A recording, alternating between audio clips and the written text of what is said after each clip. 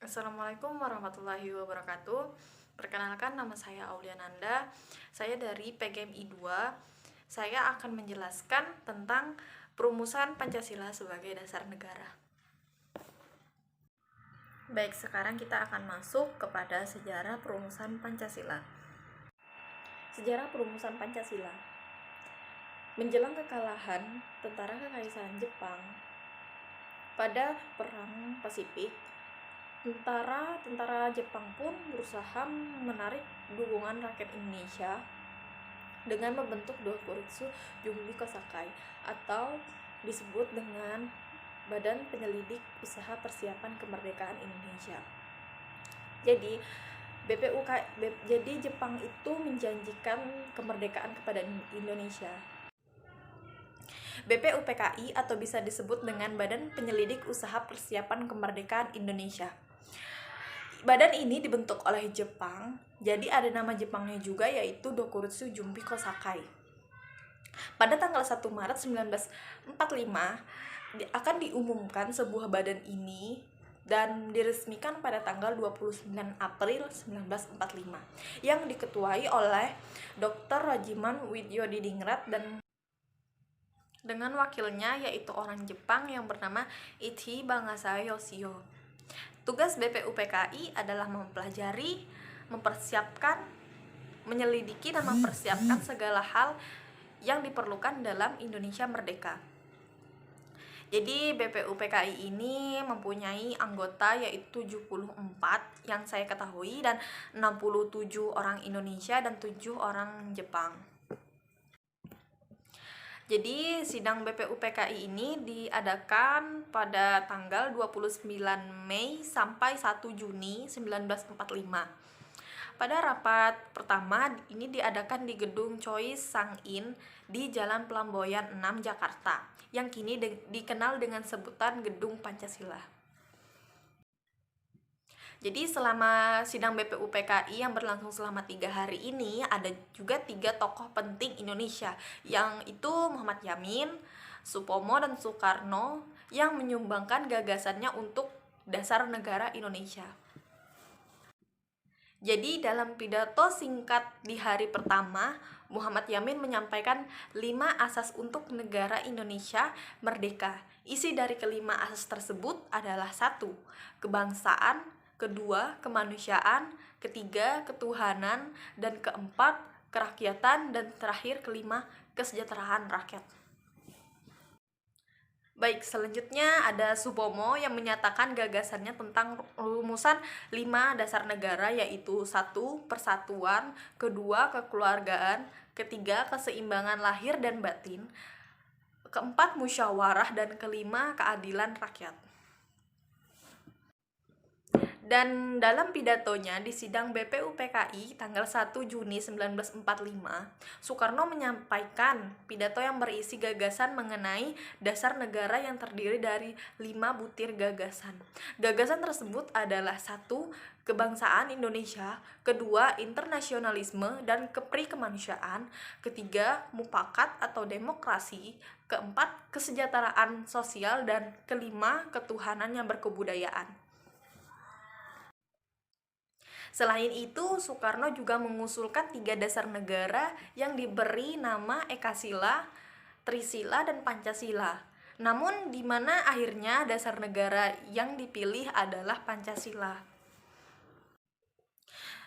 Jadi karena usulan Soekarno diterima, dan pada saat pidato Soekarno itu pun disebut dengan lahirnya Pancasila yang sering kita peringati pada tanggal 1 Juni. Jadi berbagai usulan yang terkait dasar negara dari para tokoh pun tersebut masih harus dibahas dan ditindaklanjuti. BPUPKI pun membentuk panitia kecil yang untuk merumuskan undang-undang dasar. Jadi dibentuklah panitia 9 yang terdiri dari 9 tokoh, yaitu 1 ada Insinyur Soekarno, kedua ada Muhammad Hatta, ketiga ada MRAA Maramis, keempat ada Abi Kusno Zukro Sujoso, dan kelima ada Abdul Kahar Mujakir, keenam ada Agus Salim, ketujuh ada Ahmad Subarjo, ke-8 ada Wahid Hasyim, dan yang terakhir adalah Muhammad Yamin. Jadi tugasnya PPK ini atau Panitia Persiapan Kemerdekaan Indonesia atau bisa disebut dengan Panitia 9, ini ditugaskan untuk merumuskan kembali Pancasila sebagai dasar negara berdasarkan pidato Insinyur Soekarno pada tanggal 1 Juni 1945.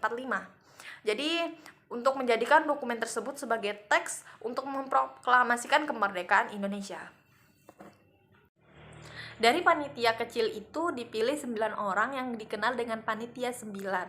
Untuk menyelenggarakan tugas itu, rencana mereka pun disetujui pada tanggal 22 Juni 1945 yang kemudian diberi nama Piagam Jakarta. Jadi setelah melalui proses persidangan dan lobby-lobby, akhirnya rumusan Pancasila hasil pergalian Bung Karno tersebut berhasil dirumuskan dan dicantumkan dalam Mukadimah Undang-Undang Dasar 1945 yang disahkan dan dinyatakan sah sebagai dasar negara Indonesia merdeka pada sidang PPKI yang pertama, yaitu pada tanggal 18 Agustus 1945. Yaitu rumusan pertama ada Piagam Jakarta atau bisa disebut dengan Jakarta Center pada tanggal 22 Juni 1945. Kedua, ada rumusan kedua yaitu pembukaan Undang-Undang Dasar 1945 pada tanggal 18 Agustus 1945. Ketiga, rumusan ketiga itu ada Mukadimah Konstitusi Republik Indonesia Serikat pada tanggal 27 Desember 1949. Rumusan keempat ada Mukadimah Undang-Undang Dasar Sementara pada tanggal 15 Agustus 1950. Dan ada rumusan kelima, rumusan pertama menjiwai rumusan kedua dan merupakan suatu rangkaian kesatuan dengan konstitusi merujuk dekret presiden pada tanggal 5 Juni 1959. Jadi menurut Profesor Mr. Muhammad Yamin, perkataan Pancasila berasal dari bahasa Sanskerta yang terdiri dari dua suku kata yang mengandung dua macam arti, yaitu panca artinya 5 dan sila artinya batu, sendi, alas atau dasar. Sedangkan menurut huruf Dewanagari, sila yang artinya peraturan tingkah laku yang penting atau baik atau senonoh, dan dari kata sila ini dalam bahasa Indonesia menjadikan susila artinya tingkah laku yang baik. Pancasila sebagai dasar negara. Pancasila sebagai dasar negara berarti setiap sendi-sendi ketatanegaraan pada negara Republik Indonesia harus berlandaskan pada nilai-nilai Pancasila. Artinya, Pancasila harus senantiasa menjadi ruh atau power yang menjiwai kegiatan dalam membentuk negara. Konsep Pancasila tersendiri ini sebagai dasar negara dianjurkan oleh Insinyur Soekarno dalam pidatonya pada hari terakhir sidang BPUPKI pada tanggal 1 Juni 1945 yang isinya menjadikan Pancasila sebagai dasar negara filsafat negara bagi negara Indonesia merdeka. Usulan tersebut ternyata dapat diterima oleh seluruh anggota sidang.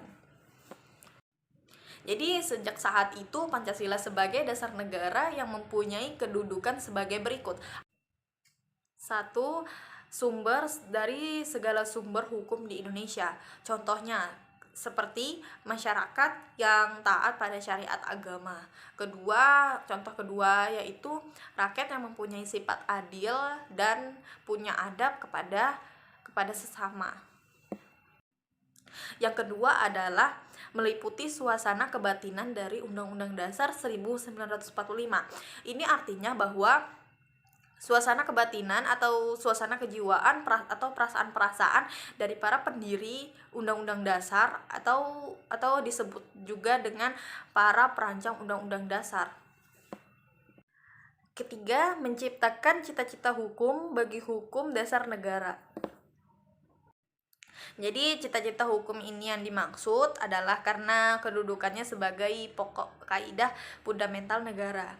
Karena itu pula Pancasila menjadi paduan bagi terbentuknya hukum nasional. Dengan kata lain, semua produk hukum yang dibuat dan diberlakukan ditunjukkan untuk mewujudkan gagasan-gagasan yang terkandung dalam Pancasila. Atas dasar itulah Pancasila menjadi sumber dari segala sumber hukum yang menjadi penuntut hukum. Keempat, menjadi sumber semangat bagi Undang-Undang Dasar 1945. Dan terakhir adalah 5, mengandung norma-norma yang mengharuskan Undang-Undang Dasar untuk mewajibkan perintah maupun penyelenggaraan negara yang lain untuk memelihara budi pekerti luhur. Peranan Pancasila dalam Ketatanegaraan Republik Indonesia. Peranan Pancasila dalam Ketatanegaraan Republik Indonesia ialah 1.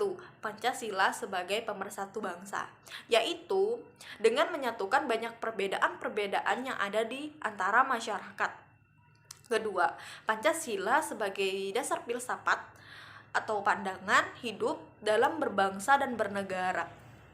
Ketiga, Pancasila sebagai ideologi negara, yaitu dapat membawa Indonesia ke arah yang lebih baik setelah peristiwa dijajah oleh negara asing.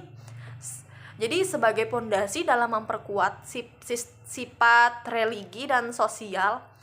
Yang terakhir ialah menjadikan pegangan hidup menjadi warga negara yang baik. Keempat, Pancasila sebagai dasar yaitu menjadi sumber dari segala sumber yang ada. Dan yang terakhir kelima, Pancasila sebagai identitas bangsa Indonesia. Kesimpulannya adalah Pancasila merupakan dasar negara dan juga menjadi filsafat hidup bangsa Indonesia sejak dahulu. Pancasila juga diperuntukkan pada negara, masyarakat, dan pribadi bangsa Indonesia. Sila-sila Pancasila itu tidak terlepas satu sama lain, melainkan satu kesatuan yang bulat, baik dalam fungsi dan kedudukannya sebagai dasar negara maupun sebagai filsafat hidup bangsa. Pengertian dari kata kesatuan bulat, yaitu dari Pancasila ini, ialah berarti bahwa sila yang satu meliputi dan menjiwai sila-sila yang lain. Saya ucapkan terima kasih dan saya mohon maaf bila ada salah kata atau salah pengucapan. Saya akhiri. Wabillahi taufiq wal hidayah. Wassalamualaikum warahmatullahi wabarakatuh.